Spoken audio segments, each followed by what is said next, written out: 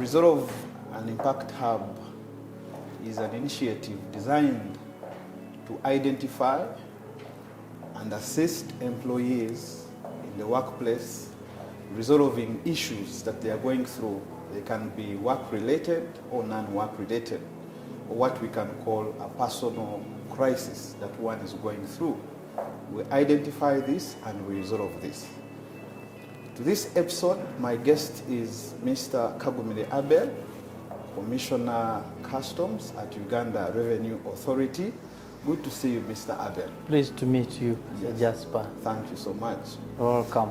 Now, in leadership, it is said that leadership is a lonely island. That is Shakespeare who said so.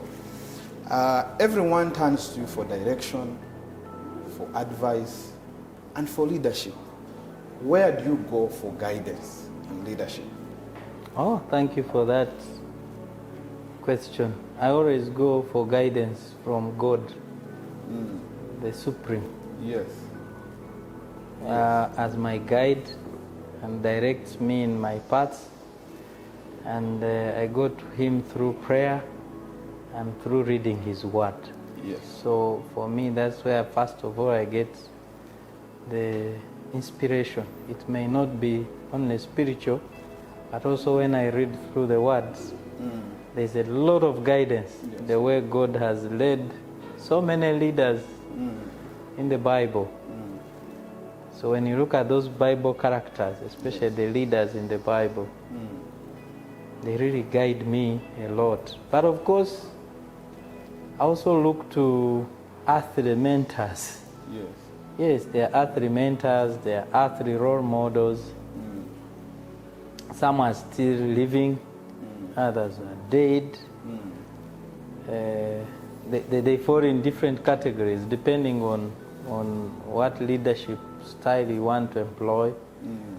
There are those who fall in the politics, there are those who fall in the economics, there are those who fall in the social, the likes of Mahatma Gandhi, the politics, the likes of the late President Nelson Mandela. There are so many, the economic one, the Steve Jobs when you want to do innovations, the Bill Gates of this world. So you read about them. Yes.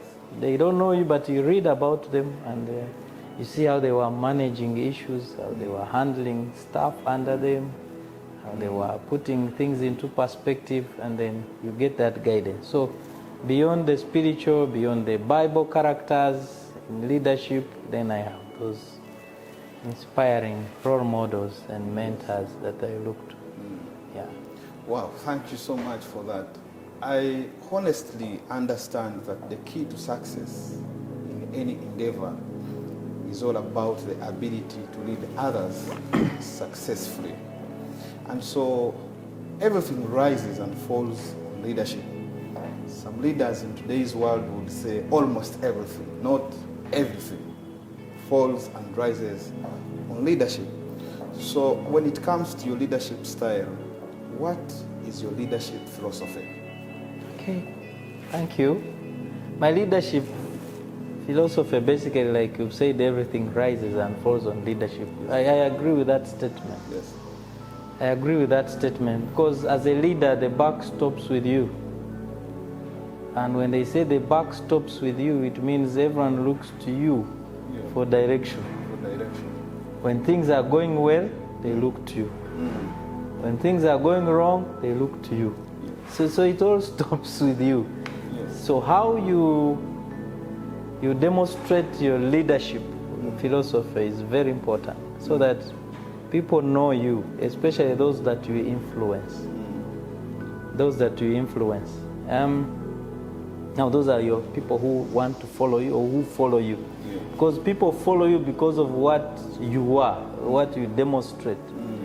So my philosophy has always been a people-focused leadership style, which embodies a lot of teamwork, a bit of consensus, and I always say, yes, you might be in high position, but it's just a position.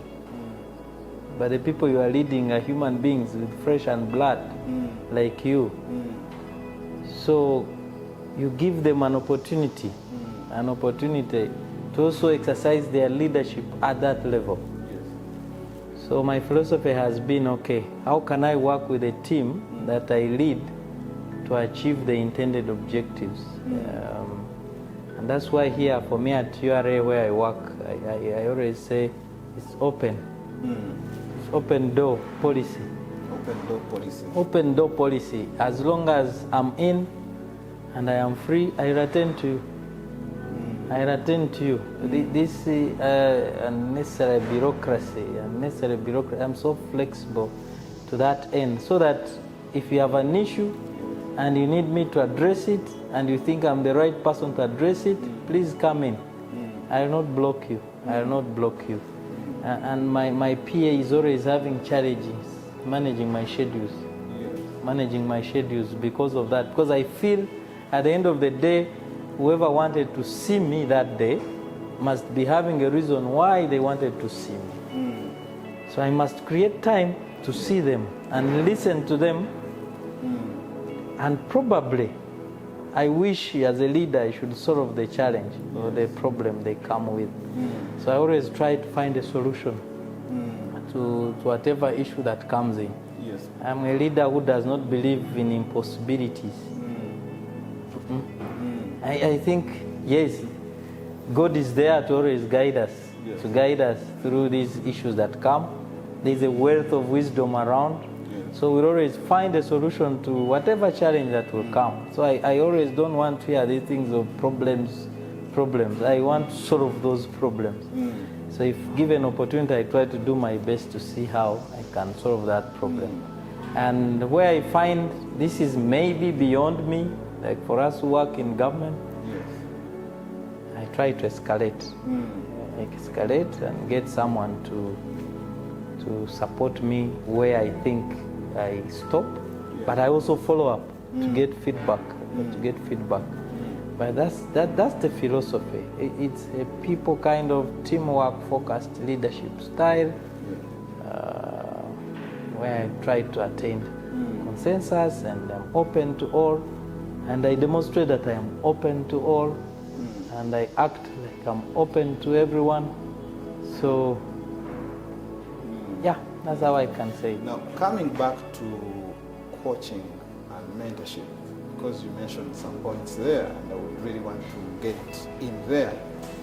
For example, when it comes to footballers or athletes, they would need a coach to help them build capacity, to help them be so fast, so tactical.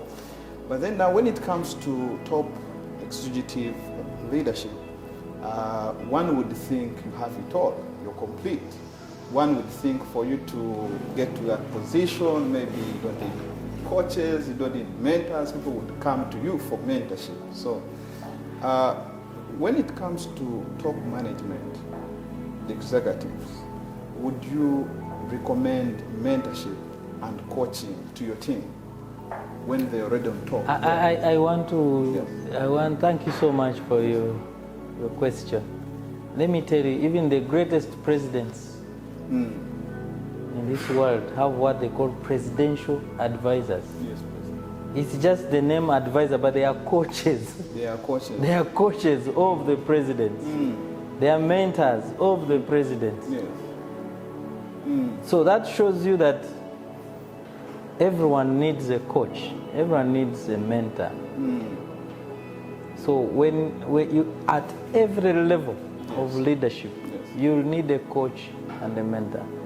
And these coaches and mentors don't have to be experts in your field. Okay. No, they come to identify, help you reflect on what may not be going well. Because you are human. So they assess and say, you're doing it well here, maybe according to the book and according to practice. This is not going well as per the book and the practice. Your role as a leader is to respect the coach, because by the time you pick someone to be your coach, you believe that that coach is going to help you to be better. To be better. So you need that coach. You need that coach at every stage of your leadership journey, whether you're a CEO, whether you're a managing director, whether you're a commissioner, you need it. And in this coaching, it always starts actually with your peers. You don't, if before you even hire a coach, you start it with your peers. Your peers are the people at your level. People at your level. Those are your peers. If you're a commissioner, you have fellow commissioners. Yes. How is a commissioner supposed to lead? What is expected of a commissioner? You pick one or two things from your peers, and they are very good help. And then you get people who are above you, people who supervise you. They are very good at telling you if they are objective. They will tell you, you're doing it right here, you're not doing it right here. And I request you to change. Yes. They critique you positively. And if you're a good listener and you're observant, you'll find yourself changing. And even the people whom you are leading will say, I think the commissioner has changed. Yes. This is not the way he started. Things have changed. Then they start asking, who could have helped? Not knowing you had a coach. Somehow. Yes. You had a mentor. They are always there. So no one should lie you that when you're on top, then you don't need someone to guide you. We need, actually, that's the time you need more, because your influence has grown. Yes. Your influence has grown. So you need more of coaching and mentoring to lead a diverse team. A diverse team. Wow, that's a good one. Now, according to the scriptures or the Bible, work was designed to be a blessing to man. We even, go ahead to pray for this job to come through. Now, many people have been absorbed into a working environment, but instead we see work is almost becoming a curse because of toxic environments, because of interpersonal conflicts in the workplace, stress, anxiety, depression, loss of sleep, even you find when it comes to your family, you have issues because of commitment to work. And so work becomes almost like a curse. And so what would be the best way to create an engaging workplace culture? Thank you so much for that one. Quite an intriguing question.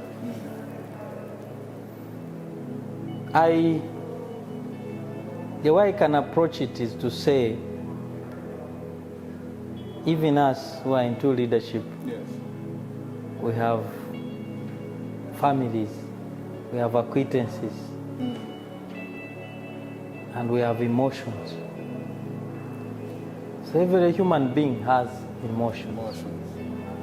And when you have emotions, it means you can get angry, or you can be happy, or you can moderate your emotions. Yes. So we get issues that affect us as leaders. So as long as you feel that you are also impacted emotionally, yeah, as a leader, it means even the people you lead go through the same. Go through the same. So if you really need someone to feel for you as a leader, yeah, the first thing you should do is also to feel for the people you lead. So the work environment, yeah, everywhere, it's not only at Uganda Revenue Authority, yeah, everywhere, whether it's church, whether it is office, whether it is state house, yeah, it's pressure. Why? Because there are targets to meet. Ugandans look to the president to deliver on something on his manifesto. Yes. Uganda Revenue Authority looks to the Commissioner Customs to deliver on set revenue targets. So there is pressure to deliver. And as long as you're working in an environment which has a lot of targets, a lot of pressure, key performance indicators, you're bound to hurt your emotions in one way or the other. So because you want to meet those targets, then you end up being stressed. Yeah. The body gets stressed. You get tired. You start getting fatigued. So you need to find a way of how to keep alive. That's how I always tell my staff, I need you alive. I don't need you sick to do this work. No, I need you alive. I need you to be okay. I need you in your proper state of mind to do this work. Because the day you'll be dead or the day you'll be sick, we are going to replace you with someone who will do that job.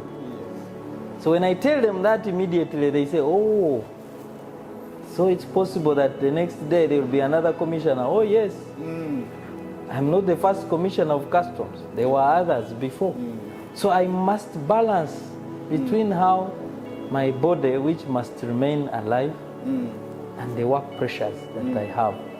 So I always try to juggle through that, and I don't want to, and I manage those pressures myself. Where I'm stuck, I reach my boss. I say, I think, boss, today I feel I need to go and rest. If you ask me reasons, there are those who will not say, okay, if you have said today you want to go and rest, please go. Leave me someone who will be active. I go and put my head down. Otherwise, you collapse in office. So if I'm able to ask my boss that and he allows me to go, graciously, then why should I refuse my officer or someone who has requested the same? So there is need for a break. I think that's why even in a work environment they created what they call a weekend. A weekend for your personal management. No, reflect. Reflect. This job we are doing, if your mind is not clear, you will not be even able to make correct decisions. You need a clear mind. You need to have enough rest. You need to have enough good food, a balanced diet. You need to, as in, eat well. You need to be sober 24/7 for you to do this job very well.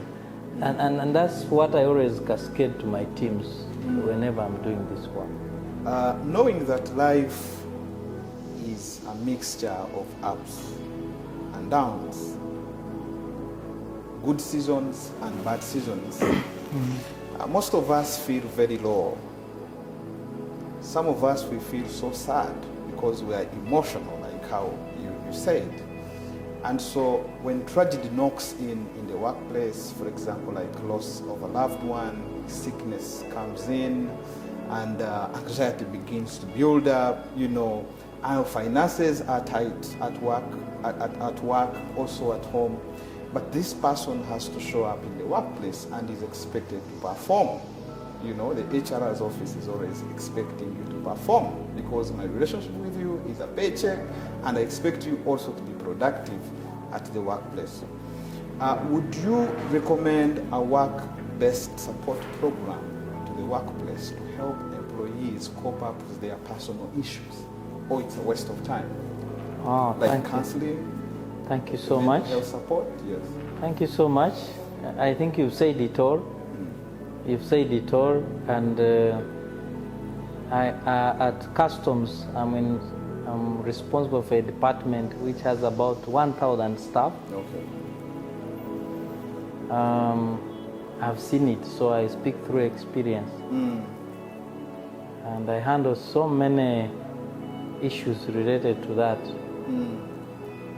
First of all, you need to know that I'm not a professional counselor. But as a leader, you must have counseling abilities. Because you get out of 1,000, about 200 or 100 people who will look to you as their leader for counseling services. So counseling, basically what I've picked from that process, you have to put yourself in the shoes of the other person and be like that person and feel like that and listening. Give a lot of listening and feel for them, and because they've come to you for relief, they have come to you for release, they have come to you for encouragement, to get strength. But my biggest, those who are broken down, those who are really stressed, those who are about to give up, even those who even suggest suicide if you don't know. Yes. Sometimes the first thing I ask them, Why don't you go to a work-based program like you're suggesting? Because we have it in our human resource establishment. They say, we've been there, but we get a feel that they are not listening to us. We get a feel like these are just making money, and you know. So we've come to you. Yes. So it gets me wondering how whether it is the only avenue that staff at the workplace can use for counseling services. Yes, it's very important to have it. It's very critical because these are trained people. But sometimes some of these staff look to some people whom they trust, whom they think will solve their issues. And when you talk to those staff, I've had staff who are about to resign to leave the organization. I've had staff who are tired. Have staff who bring their personal issues into work life. So I have to find time to listen to them because I need them to be productive. So, but the biggest message I've been giving them that look out there. We are 40 plus Ugandans. Yes. In URA, we are about 2,000 of the 40 million Ugandans. And you're privileged to be working in Uganda Revenue Authority at a time like this. There are very many people who want to do this job. You think it's not okay. You think the pay is not okay. You think it is stressful. You think it is. So if you think you don't have anything better to do out, Yes. hang in there. Hang in there. Hang in there. If you need assistance, you'll be here because you need this paycheck. You need this job Yes. for you to be okay and even survive. So when you get people who are about to give up, Yes. they're about to throw in the towel, you help them to look at that bigger picture, that life is very important. You are better off with life than when you're dead. Because there are so many people who look up to you. Your dependents, your spouse, your children, your relatives, and everyone. So that job, very critical for their livelihood, for their survival. Yes. So go in, put in all your weight, put on your strength, and do it to the best of your ability. And I've seen people change. I've seen people believe in what I've said. I've seen people do much better. But I still think I am not that professional to do it the way the one who is trying to do it. So that's why I recommend workplace established support, counseling support services. And I'm happy at Uganda Revenue Authority we have them. Professionals, they are hired, contracted, and they come and support our staff. I really don't get to know what happens in their discussions. But at least what I want to agree is that it's very important that we have them because I see myself handling the same even when I'm not a trained counselor. Yeah. Wow. The last shot on this episode, many people out there, they are so busy. We are so busy. We are so occupied with work that we are given maybe at the workplace, with our bosses. And so self-care has been seen as a luxury rather than a priority when it comes to personal management, taking care of your life. You know, in the name of being so busy and meeting my targets, meeting my goals to ensure that, monthly reports are in, we find ourselves not doing so much when it comes to self-care.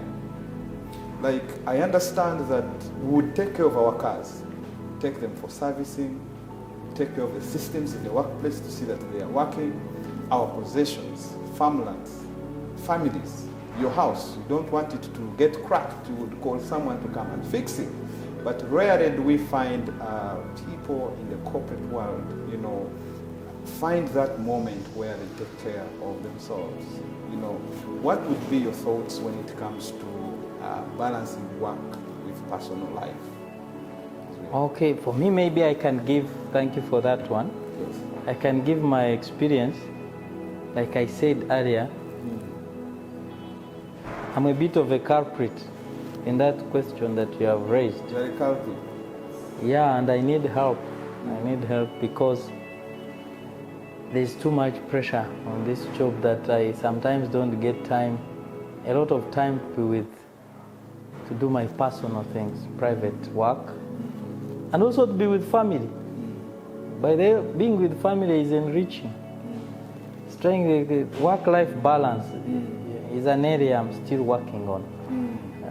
One day I'll get a coach and in that area, Yes. work-life balance, because I see work keeps piling in and I clear, so there's no time. I've left office at exactly 5. That shows you either I have too much work, more than I should do, or maybe there's something I need to change in the way I do my work. But that aside, it's very important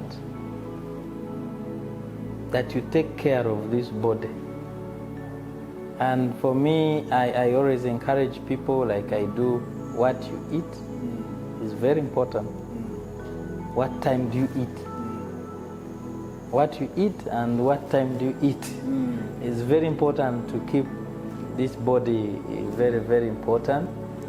Toxic substances, you make sure you get rid of the toxic substances, eat on time, okay, eat the right food, eat the quantity, which is very important. Diet, some people, we tend to ignore it, but it's a very important factor in keeping yourself in shape and okay.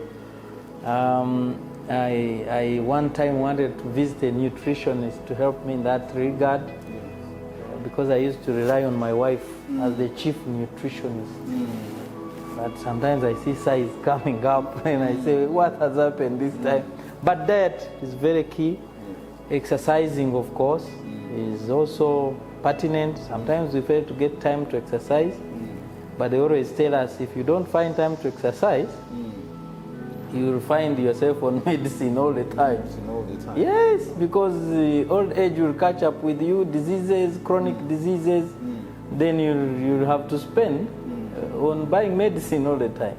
So find time to exercise, early morning, in the evening, and actually, me, I don't have to go to a gym or anywhere. You can do it in your house, in your compound. Yeah, in your sitting room, in your living room, in your bedroom, you can exercise. It's about sweating, it's about stretching the muscles, but you make sure every day or thrice a week you do some bit of exercising, then a bit of relaxing your body. Use that weekend well to rest your body. Some young people prefer resting at the beach or resting somewhere, but you can also rest in your bed. You can rest. But it's important that you rest your body. You sleep comfortably, take enough sleep. I would think, for me, that's how I do it. I don't know how others do it, but it's important that you keep this body in shape. You also keep your body energetic, and it's you to make that decision, deliberate decision to keep fit. To keep fit. These things, yes, you can hire an instructor, a gym instructor, or someone to help you in that journey, but I think individually you can also still do it yourself to exercise. Have enough sunlight. Yeah, I always have that challenge. I come here very early, I go home late, so I miss the sunlight. I pick it over the weekend when I'm somewhere, but it's very important. God has blessed us with nice weather in Uganda, so we could make use of that as well to keep our bodies in shape. Yeah. Well, as we get out looking at life, workplace, family, church, home, having a trip, how would you define life in one word? What does life mean to you in one word as we get out? Life, the only word I can say is an important, is is a very important factor that should be lived so well, that there should be no regrets, that you actually say, I did not enjoy my life. So from first principles to the last principles, even when you're to die, they should say, actually, I lived it in fullness. That's how I would conclude it. Wow, good to see you, Mr. Abel. It has been a pleasure hosting you on this episode of Resolve and Impact Hub. Resolve and Impact Hub brings a life-changing conversation to the workplace, to your family, and to any area where you would want us to come and meet and have this conversation with you. Thank you so much. God bless you. Bless you too. You're most welcome.